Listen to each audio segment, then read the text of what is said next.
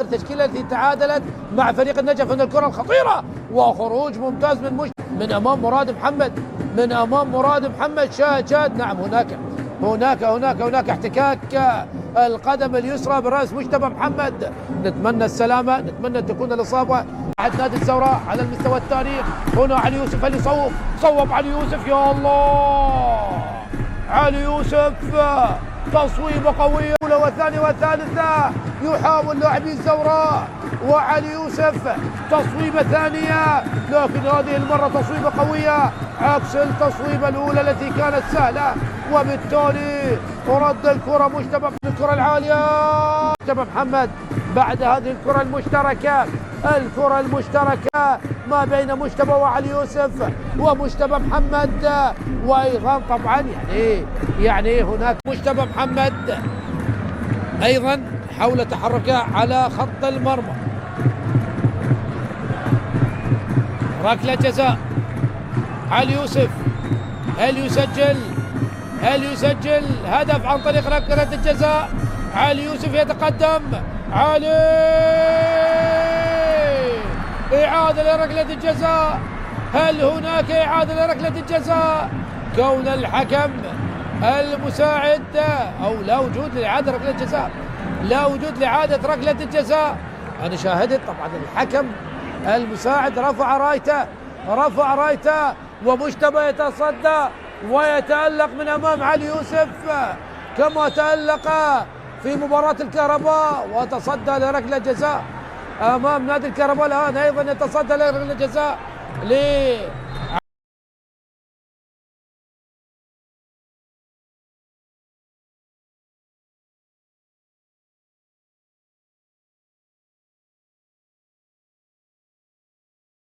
سجاد يلعب الكرة، يا الله يا سجاد الذي حاول أن يغالط الحارس مجتبى محمد، لكن تركيز عالي من مجتبى، تركيز عالي من هذا الحارس الذي أبعد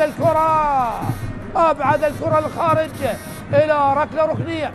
ركلة اليوم بتسجيل 3 نقاط. هنا تمريرة إلى مامادو ومجتبى يتألق، شاهد هنا نازل من الدكة. هل جاهز أيضا؟ هل جاهز للتنفيذ؟ إبراهيم غازي، نعم أتى من دكة البدلاء. إبراهيم غازي يتقدم، إبراهيم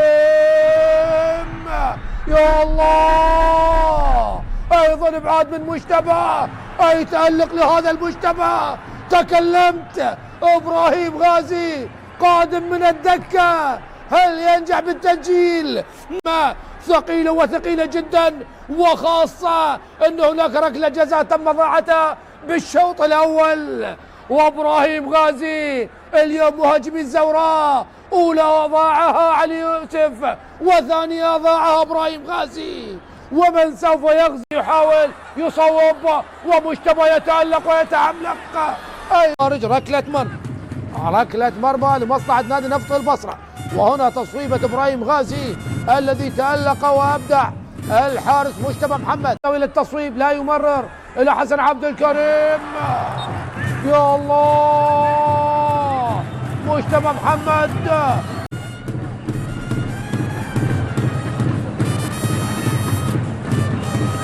وهنا تصويب اليسار لدى منتظر عدى، صوب، يا الله كيف أخرجت يا مجتبى محمد، كيف أبعدت هذه الكرة. أي تألق وأي تصدي الجولة من مجتبى محمد. لا خلاص، كرة رايحة إلى الشباك في الزاوية الصعبة، لكن في اليد العكسية لمجتبى محمد. إلى كرار نبيل من اللمسة الواحدة إلى مامادو طريقة. وأنا أيامك يا أحمد راضي، وأنا أيامك يا كريم صدام، وأنا أيامك يا حسام علي محسن يلعب الكرة العالية. مامادو رأسية سهلة لمجتبى محمد. المباراة القادمة للزوراء سوف تكون مع كربلاء هناك في محافظة. التعادل السلبي يخيم على مباراة الزوراء ونفط البصرة في هذا اليوم، في مباراة شهدت تألق حارس مرمى فريق نفط البصرة الحارس مجتبى محمد الذي كان نجم هذه المباراة بعد تصديه للركلة جزاء الثانية في الشوط الثاني لمهاجم فريق الزوراء إبراهيم غازي، وأيضا فرص عديدة لفريق الزوراء كان حاضر هذا الحارس، وبالتالي استحق النقطة فريق نفط البصرة عطفا على الأداء اللي قدم الفريق، وأيضا حارس المرمى اللي مثل ما ذكرت كان نجم هذه. لما تجيك أنت 3 ضربات جزاء بالمباراة نعم، وما قادر أن تسجل، وحقيقة يعني اليوم مجتبى محمد بطل المباراة بدون منازع. نعم، يعني لرجل المباراة، لكن هذا لا يمنع من التصدي الرائع والجميل للحارس مجتبى محمد، والذي كان نجم المباراة ليس فقط في رد ركلتي جزاء، وإنما في بعض المحاولات شاهدنا هناك حارس شاب ممكن أن يكون قادم بقوة للشباك العراقية.